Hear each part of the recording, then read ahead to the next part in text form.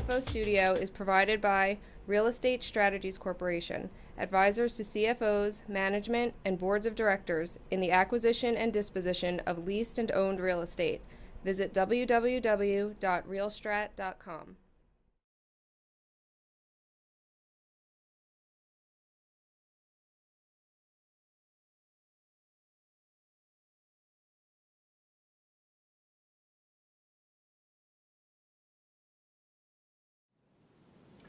Welcome to CFO Studio. I'm your host, Andrew Zizas, and I'm joined today by Jonathan Alpert.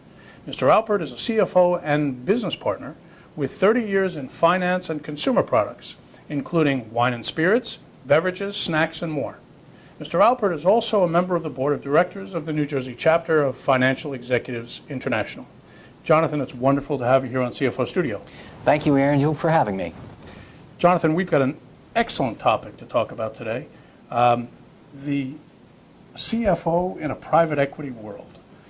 So let's jump right into it and share with our viewers what's going on in private equity these days. There's an enormous amount of activity that started late last year and has continued on to this year. After 2008 and 2009, where these companies raised billions of dollars and then couldn't and wouldn't invest them, activity has picked up enormously.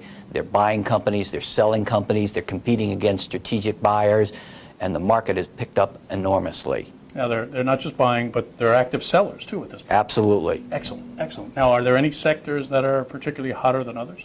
Well, the obvious sector is technology and the internet, where we all read every day about Facebook and MySpace and Zynga and all those guys and the little technology companies, and everybody's playing there. But in consumer products, there's always been activity. There was activity in 2008, 2009. It was a bit more difficult, but there was plenty of activity there, and that has picked up, and there are lots and lots of transactions, lots of selling, lots of buying. PE firms who kept their portfolio companies on the sidelines are now selling and going after new companies. Great deal of activity. You know, I got to tell you, that's exciting because we always hear about the tech bubbles that do this, but you're saying consistently, even through the down economy, consumer products were being bought and sold. Absolutely. Excellent, excellent information. So let's stay in that vein and focus on mid-cap companies. Publicly held, privately held, entrepreneurially owned companies, and private equity owned companies. Operationally, strategically, how are they differing today on a company level? On a company level, an entrepreneurial company and a mid-cap private equity, privately owned company all operate with small teams, cross-functional, trying to drive growth. The privately owned company has a broader time horizon. They can afford to wait till next year.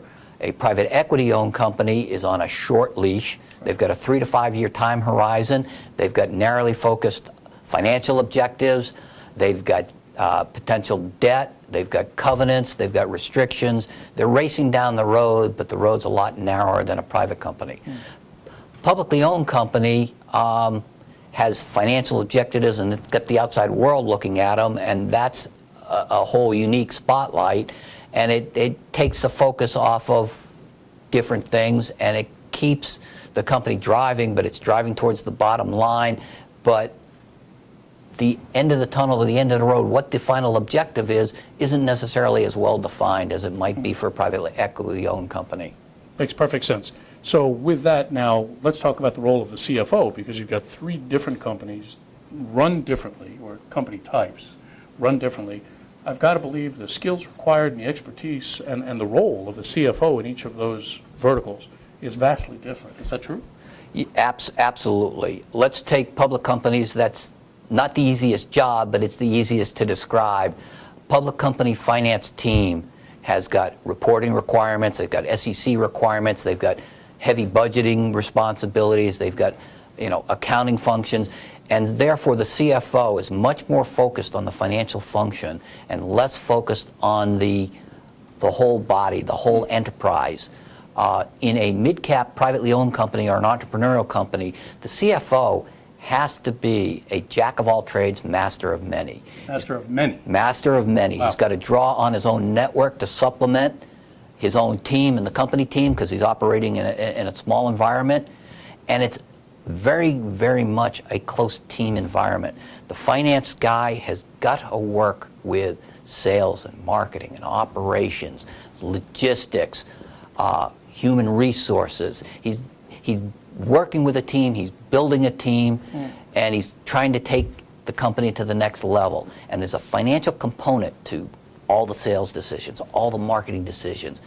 And the finance guy has got to be proactive there. And not only saying, this is what we can afford to do, or no, you can't do that, but working with his team to figure out ways to do it within the financial constraints that the company's got to operate within. He's got to have his fingers in every piece of the pie. Yeah, it sure sounds that way. And it sounds to me like both in the privately held and private equity held company, the finance executive is so diverse that he or she is probably more like a COO versus being a publicly held CFO. The focus is much more narrow and probably not as exciting. Definitely. All right, so you mentioned that in that COO capacity, that the CFO has to be very, very diverse. And you specifically mentioned sales and marketing. Now, I've always known you as a diverse finance executive, and I've always been intrigued by how closely you always have demonstrated and believed that finance and sales and marketing should be aligned. Help me understand how that all works. At the end of the day, revenue is the growth driver. The finance guy is responsible for making sure it's profitable revenue. But at the end of the day, it's revenue, and how do you gain revenue? Well, the guys on the front line are your sales team and your marketing team, and the finance guy has got to support that team. He's got to be a player in there. He's got to understand it. I was fortunate earlier in my career to move from finance to marketing, and I went out on the road with my sales guys and presented marketing and sales plans to liquor salesmen at 8 o'clock in the morning in a little room in a warehouse in Memphis, Tennessee. And once you've done that and you know what your guys are doing on the front lines, it makes you far more sensitive on helping them seize opportunities, say yes this way, and also keep them within the focus and the guidelines of the company, but make them look like the heroes they need to be in order to drive the bottom line and to grow the company. Now, I've heard you use an analogy about skeet shooting and sales and finance. I'm not sure I got that. In an environment, a CFO in a lot of ways is like an armorer. In skeet shooting, you've got your sales and marketing and CEO out there with the shotguns and the rifles taking aim on the targets. But you've got somebody there loading the weapons, selecting the proper ammunition. You've got another team player shooting the discs, and that group has got to function as a coordinated team so that when the disc goes up, everybody's tracking that disc and the rifle's going to discharge and you hit the target and you move on and you're ready for the next opportunity. It's a key role. It's a key role. The CFO's got to know how to shoot the gun. He's got to know what his team is thinking, and he's got to feed them the information and the ammunition needed to hit that target. So the salesman and the CEO are the shooter, and the CFO is what you call the armor, or the one who's loading the gun with the right tools, with the right ammunition. Precisely. I've always appreciated that analogy. John, we're almost out of time. We have time for about one more question. Given what we've discussed today, help me understand what the superior, experienced CFO should be thinking about and doing on behalf of his company, his or her company, so the company can achieve success. Well, the core financial function and the core reporting is information. Information is power. Information is only power if you get it in the hands of the users.